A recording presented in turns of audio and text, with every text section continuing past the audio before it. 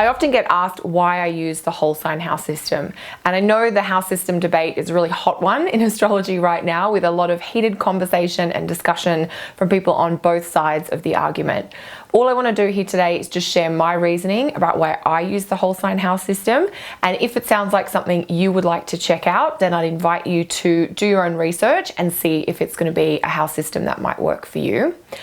I guess the simple answer is that Rob Hand told me to, although it wasn't quite as simple as that.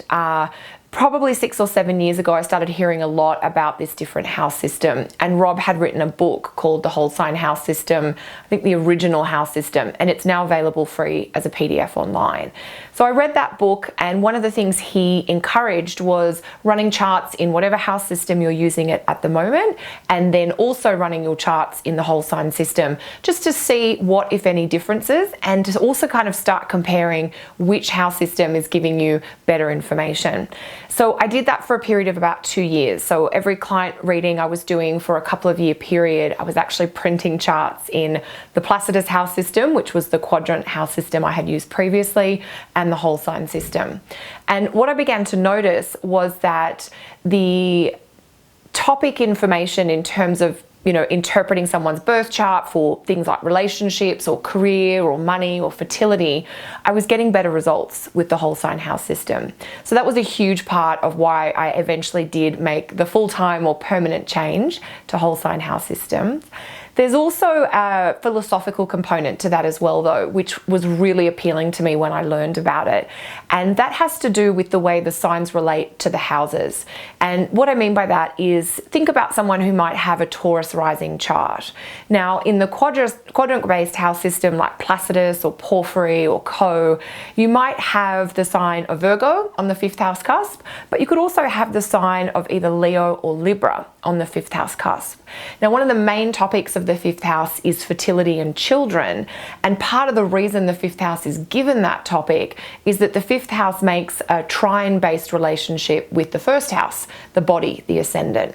So the 5th house kind of describes good things that come from our body, and children are usually a good thing that come from our body.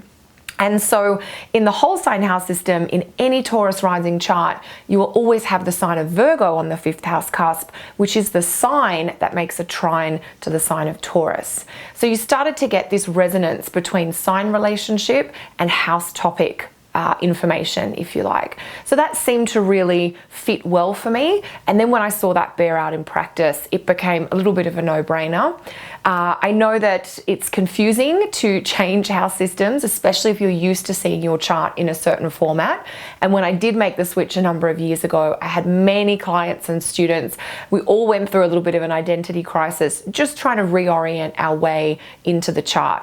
And when we read charts from a traditional astrology perspective, we do use a number of different techniques and ideas about how to interpret the houses and the planets and the signs. So there's a lot more to why I think you can get more out of a whole sign chart than just the house system, because it leads you down the road of all the traditional astrology techniques, which are so rich and so insightful for clients.